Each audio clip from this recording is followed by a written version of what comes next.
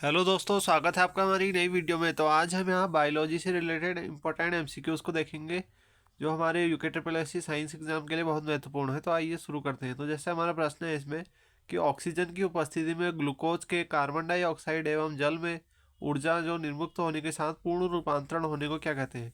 तो ये जो हमारा प्रोसीजर होता है इसे क्या बोलते हैं, तो इसे वायवीय श्वसन बोलते हैं। वायवीय श्वसन, इसमें क्या होता है, ग्लूकोज के कार्बन डाइऑक्साइड एवं जल में ऊर्जा निर्मुक्त होने के साथ पूर्ण रूपांतरण होता है। तो इसमें देख सकते हैं ऑक्सीजन की उपस्थिति में होता है ग्लूकोज के कार्बन डाइऑक्साइड एवं जल में पूर्ण रूपांतरण, ऊर्जा निर्मुक्त होने को वायवीय श्वसन बोलते हैं। फिर हमारा फुफ्फुस या धूलिमिता से वे श्रमिक रोगग्रस्त होते हैं जो मुख्यतः कार्यरत हैं। तो ये कौन से होते हैं, कोयला खान में उद्योगों में जो होते हैं वो इस रोग से हमारे पीड़ित होते हैं। धूलिमयता बोलते हैं जिसे। तो फुफ्फुस धूलिमयता सांस लेने से संबंधित बीमारी है, सांस से रिलेटेड बीमारी है। यह बीमारी जो होती है सांस लेने के साथ साथ विभिन्न प्रकार के धूल कण जैसे कोयला कण, सिलिका कण यानी ये जो हमारे एस्बेस्टस कण होते हैं के जाने से होती है। इसलिए यह कोयला खनन या मिलते जुलते व्यवसाय में काम करने वाले श्रमिकों को होती है। फिर देखेंगे हम अधिकांश कीट श्वसन करते हैं। तो जो कीट होते हैं वो किससे श्वसन करते हैं, वो वातक तंत्र से हमारे श्वसन करते हैं। तो अधिकतर जो कीट होते हैं उनकी जो श्वसन की क्रिया होती है वातक तंत्र से होती है। और इस तंत्र में वायु नालिकाओं का जाल बिछा रहता है। इससे सीधे ऑक्सीजन जो होती है कीटों के शरीर के सभी हिस्सों में पहुंच जाती है। और जो वातक तंत्र होते हैं काइटिन छल्लों से बनी वायु नालिका का बना होता है जिसे वातक कहते हैं। फिर अगला देखेंगे हम श्वसन कैसी प्रक्रिया मानी जाती है। तो ये एक अपचयी प्रक्रिया मानी जाती है श्वसन। तो श्वसन जो है एक अपचयी प्रक्रिया है जिसके कारण ऊर्जा का उत्पादन होता है, यानी जिसमें ऊर्जा ऊर्जा का उत्पादन होता है, एनर्जी उत्पादन होती है, उसे हम श्वसन बोलते हैं। उपचयी क्रिया है। और ग्लूकोज के एक अणु से पायरुविक अम्ल के दो अणुओं का निर्माण होता है जिसे ग्लाइकोलाइसिस कहा जाता है। फिर देखेंगे हम किस प्रकार द्वारा श्वसन के दौरान जैसे गैसें रुधिर में प्रवेश करती हैं। तो कौन से द्वारा करते हैं, तो विसरण के द्वारा। तो श्वसन क्रिया के समय ऑक्सीजन तथा कार्बन डाइऑक्साइड गैसों का विनिमय होता है और यही प्रक्रिया हमारी विसरण कहलाती है। फिर अगला देखेंगे हम कि हमारा श्वेत फुफ्फुस रोग पाया जाता है। तो यह कहाँ पाया जाता है, तो जो यहाँ कपास उद्योग के कर्मचारी होते हैं उनमें ये रोग पाया जा सकता है। तो जो कपास उद्योग के काम करने वाले श्रमिकों में फेफड़े से संबंधित बीमारियां पाई जाती हैं। कपास में सूक्ष्म ऐसे या कपास के सूक्ष्म ऐसे सांस के माध्यम में फेफड़ों में जमा हो जाते हैं। इसके कारण जो होता है श्वसन संबंधी विकार होते हैं। फिर अगला हमारा जब रक्त में ऑक्सीजन की सांद्रता में कमी आ जाती है तो सांस की गति क्या होती है। तो इसका बताना है हमें इसकी क्या होती है। तो इससे होता है जो हमारी श्वास की गति होती है बढ़ जाती है। ऑप्शन नंबर बी सही होगा, बढ़ जाती है। इसकी डिटेल पढ़ लेते हैं। तो ये किस कारण होता है, तो ये होता है जब रक्त में जो ऑक्सीजन की सांद्रता जो होती है यानी कंसंट्रेशन में कमी आ जाती है तो सांस गति में क्रमशः बढ़ोतरी हो जाती है। तो समुद्र सतह से ज्यों ज्यों ऊपर चलते जाते हैं तो वायुमंडल की वायु का संयोजन अर्थात इसमें विभिन्न गैसों की प्रतिशत मात्राएं तो वही रहती है किंतु वायु का घनत्व कम हो जाता है। अतः जो पहाड़ों पर शरीर में ऑक्सीजन की कमी अर्थात हमारा हाइपोक्सिया के कारण ही हमारी सांस फूलती है अर्थात श्वास दर बढ़ जाती है। फिर हमारा श्वसन में ऊर्जा उत्पादित होती है तो ये एटीपी के रूप में होती है। श्वसन में जो ऊर्जा संचरित होती है वो या उत्पादित होती है वो एटीपी के रूप में होती है। कोशिकाओं में ऊर्जा उत्पादन के लिए ऑक्सीकरण विघटन से संबंधित अर्थात अपचयी अभिक्रियाओं को सम्मिलित रूप से कोशिकीय श्वसन कहते हैं। और इस क्रिया के फलस्वरूप ऊर्जा जो होती है एटीपी के रूप में उत्पादित होती है। फिर हमारा मानव शरीर का कौन सा जो भाग है वो शरीर ताप को नियंत्रित करता है। तो ऑप्शन नंबर बी फेफड़ा। तो फेफड़ा एक प्रमुख श्वसन अंग है जो कि शरीर के ताप को नियंत्रित रखता है।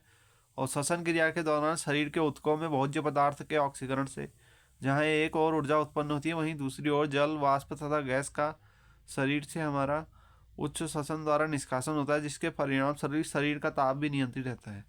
फिर हमारा निम्न कथनों पर विचार कीजिए, हमें कथन बताने हैं उन पर विचार करना है, कौन से सही है बताना है। तो हृदय की धड़कन एक स्वचालित क्रिया है जो हमारा कार्डियक केंद्र से नियंत्रित होती है, तो ये भी सही है। और अम्लता हृदय की गति से अधिक तथा शारीरिकता हृदय की गति को कम कर देती है, तो ये भी हमारा सही है। तो दोनों कथन सही है हमारे। तो हृदय की जो धड़कन होती है एक स्वचालित क्रिया है, यानी अपने आप होती है, जो सिरा आलिंद नोड से प्रारंभ होती है। यह क्रिया पश्चिम मस्तिष्क के मेडुला हमारे ओब्लागाटा में उपस्थित एक नियंत्रण केंद्र के नियंत्रण में होती है, जिसे कार्डियक केंद्र कहा जाता है। और तंत्रियक एवं हार्मोनल नियमन के अलावा शरीर में उपस्थित कुछ रसायन पदार्थ भी हृदय की गति को नियंत्रित करते हैं। शरीर में उपस्थित कार्बन डाइऑक्साइड रुधिर में पीएच को कम करके हृदय की गति को बढ़ाती है। फिर अगला देखेंगे, निम्नलिखित में से कौन सा शारीरिक अंग श्वसन क्रिया में भाग नहीं लेता है? तो वह है हमारा बोमन संपुट, ये श्वसन क्रिया में भाग नहीं लेता है। तो विक्र अथवा नेफ्रॉन एक जो हमारे उत्सर्जक अंग है। प्रत्येक नेफ्रॉन में एक छोटी प्यालीनुमा संरचना होती है जिसे बोमेन संपुट कहते हैं। तो बोमेन संपुट क्या है, हमारे नेफ्रॉन से रिलेटेड है, कॉर्टेक्स क्षेत्र में स्थित होता है। बोमेन संपुट श्वसन क्रिया में भाग नहीं लेता है बल्कि उत्सर्जन क्रिया में भाग लेता है। तो ये हमारा उत्सर्जन में भाग लेगा, बाकी तीनों हमारे श्वसन में भाग लेंगे, श्वसनी, डायाफ्राम और श्वास नली। निम्नलिखित में से कौन सा प्राणी त्वचा द्वारा श्वसन करता है? तो वो है हमारा ऑप्शन नंबर सी, मेढक, जो ये होता है त्वचा द्वारा श्वसन करता है। तो देख सकते हैं इसमें जो मेढक होता है उभयचर वर्ग का जंतु है, जो पानी तथा जमीन दोनों में जगह रह सकता है। यह एक शीत रक्त प्राणी है, अर्थात इसके शरीर का तापमान वातावरण के ताप के अनुसार घटता या बढ़ता रहता है। शीतकाल में यह ठंडक से बचने के लिए पोखर आदि की निचली सतह की मिट्टी लगभग 2 फुट की गहराई तक खोदकर उसी में पड़ा रहता है। फिर अगला हमारा, जो मानव में श्वसन के संबंध में निम्नलिखित में से कौन सा एक सही है? तो श्वसन के बारे में बताना है कि कौन से स्टेटमेंट सही है।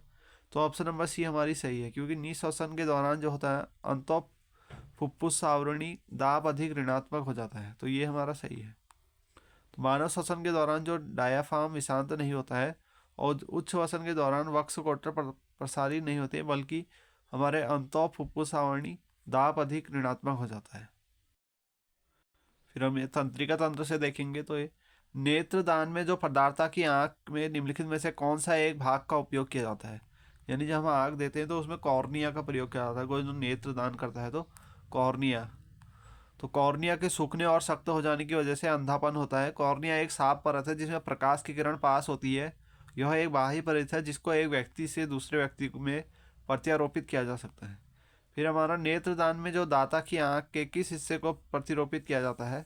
तो ये भी पूछा है, कॉर्निया को ही किया जाता है, ऑप्शन नंबर ए। फिर हमारा मानव मस्तिष्क के निम्नलिखित भागों में से कौन सा एक निगलने और उल्टी का निगमन केंद्र है? तो जो हमारा मेडुला हमारा ओब्लांगेटा है, ये हमारा निगलने और उल्टी का निगमन केंद्र है। तो मस्तिष्क के निचले हिस्से को हमारा मेडुला ओब्लांगेटा कहते हैं और इससे कई जरूरी गतिविधियों का संचालन एवं निगमन किया जाता है, जैसे निगलना हो गया, उल्टी करना, सांस लेना, हृदय स्पंदन इत्यादि।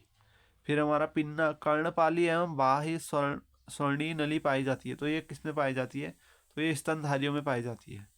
तो स्तनधारियों के बाह्य कर्ण को पिन्ना कहा जाता है। यह ध्वनि तरंगों को एकत्रित करके कर्ण नलिका की ओर अग्रसर करते हैं और यह ध्वनि ग्राह्य क्षमता में वृद्धि करता है। फिर हमारा मानव मस्तिष्क का कौन सा अंग निगलने और उगलने का नियामक केंद्र है? तो कौन सा है बताना है। तो इसका जो राइट आंसर है वो है ऑप्शन नंबर सी, मेड्यूला हमारा ओब्लांगेटा। तो ये हमारे निगलने और उगलने का नियामक केंद्र है। फिर अगला हमारा, औसत मानव मस्तिष्क का वजन होता है लगभग, तो इसका वजन कितना होता है? तो ये 1.36 किलोग्राम होता है लगभग, औसत मानव मस्तिष्क का। फिर सबसे अधिक अपर्तनांक वाला आंख का अंग है, तो वो हमारा एक्यूअस ह्यूमर है, ऑप्शन नंबर बी सही होगा।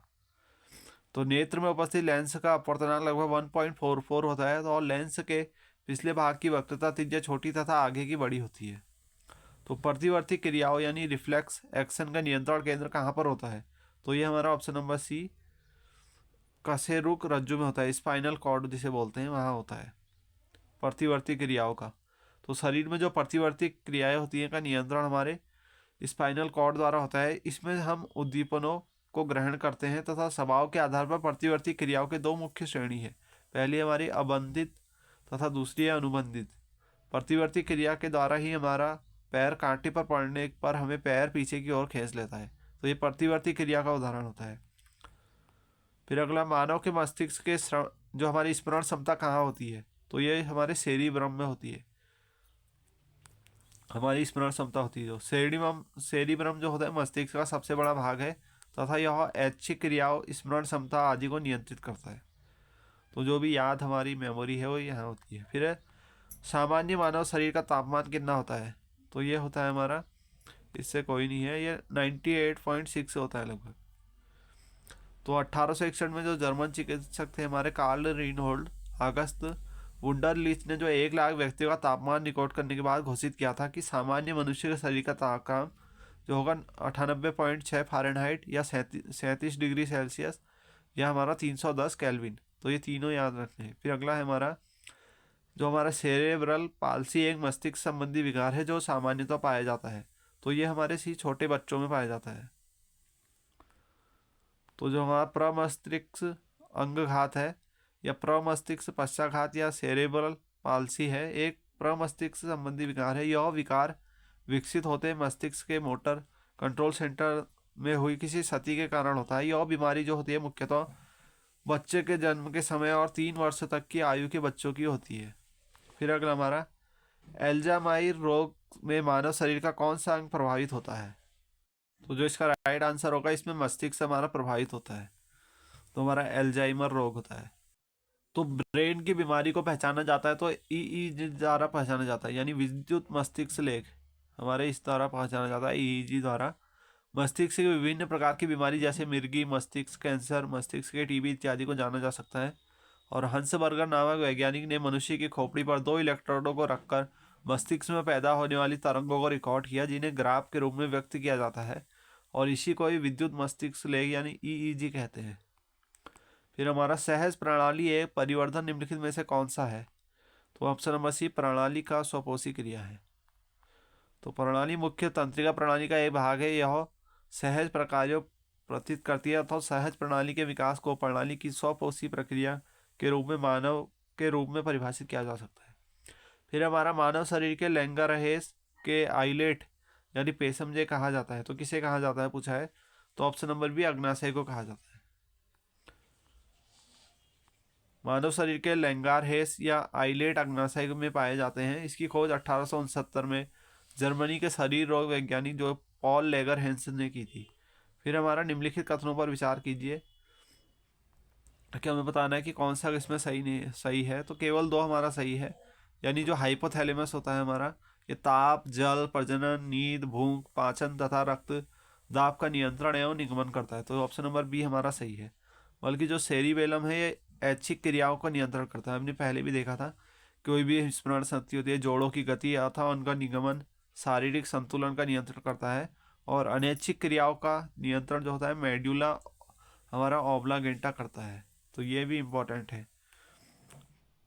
फिर हमें और इन पर विचार करना है कि कौन सा इसमें सही है बताना है। तो इसके हमारे दोनों ही कथन संग हैं। जो जो हमारा जीनगन पार्किंसन रोगियों के लिए एक वरदान है, ये भी सही है। उस जैव तकनीक की सहायता से जो बाह्य जीन को प्रमस्तिष्क ऊतक में प्रत्यारोपित किया जा सकता है, तो ये भी सही है। इसकी डिटेल पढ़ते हैं। तो जो हमारी जीनगन होती है एक जीनगन होती है एक आधुनिकतम हमारी तकनीक है, जिसकी सहायता से बाह्य जीन को मस्तिष्क ऊतक में प्रत्यारोपित किया जा सकता है। और पार्किंसन रोगियों के लिए लाभदायक जीनगन के माध्यम से प्रत्यारोपित जीन द्वारा कोशिका में डोपामाइन का निर्माण किया जाता है, जो मस्तिष्क कोशिका में अंतर कोशिकीय संरचना में सहायक होती है। फिर हमारा, मस्तिष्क के संबंध में कथनों पर विचार कीजिए और हमें सही उत्तर का चयन करना है कि सही उत्तर कौन सा होगा। तो जो हम पहले देखेंगे हमारा दूसरा है, जो यानी सेरेबेलम का मुख्य कार्य जो होता है शरीर का संतुलन बनाए रखना है तथा ऐच्छिक पेशियों के संकुचन पर नियंत्रण करना। हमने पहले भी देखा था सेरेबेलम का कार्य है। और जो हमारा तीसरा है कि मेरु रज्जु प्रतिवर्ती क्रिया का केंद्र होता है तथा प्रमस्तिष्क या मस्तिष्क एवं मेरु तंत्रिकाओं के बीच सेतु का कार्य करती है, तो ये भी हमारा सही है। तो जो हमारे सेरेब्रम यानी सेरेबेलम है मस्तिष्क का सबसे बड़ा भाग है, और यह बुद्धिमत्ता जो पहला था स्टेटमेंट हमारा, और यह बुद्धिमत्ता, स्मृति, इच्छा शक्ति, ऐच्छिक गतियों एवं वाणी एवं चिंतन का केंद्र है, और ज्ञानेंद्रियों से प्राप्त प्रेरणाओं का विश्लेषण और समन्वय होता है। कथन 1 में दी गई विशेषता सेरिब्रम की नहीं है, बल्कि हमारे डाइएनसेफेलियन की है। तो पहला स्टेटमेंट हमारी गलत है, बाकी 2 और 3 सही है। फिर हमारा, मानव शरीर में तंत्रिका कोशिकाओं द्वारा विद्युतीय संकेत अंतरित किए जाने के लिए निम्नलिखित में से कौन सा तत्व आवश्यक है, तो इसके लिए ऑप्शन नंबर बी सोडियम आवश्यक है। तो सोडियम तत्व जो होता है मानव के आहार के रूप में कोशिकीय सक्रियता को नियंत्रित करने के लिए बनाए रखने साथ साथ तंत्रिका तंत्र में कार्य को सुचारू रूप से बनाए रखने में सहायक होता है और यह मानव शरीर में तंत्रिका कोशिकाओं द्वारा विद्युतीय संकेत अंतरित किए जाने के लिए एक आवश्यक तत्व है। फिर अगला हमारा ए प्रतिवर्ती आर्क का सही परिपथ निम्नलिखित में से किसके द्वारा चित्रित होता है। तो ये हमारा प्रतिवर्ती आर्क है जो, तो इसका ये ऑप्शन नंबर सी सही होगा। पहला होगा हमारा ग्राही, संवेदी तंत्र कोशिका, मेरुरज्जु, प्रेरक तंत्रिक कोशिका और कार्यकर। तो ये होगा इसको। तो थैंक्स फॉर वॉचिंग, मिलते हैं अगली वीडियो में, तब तक के लिए good bye. Please subscribe my channel.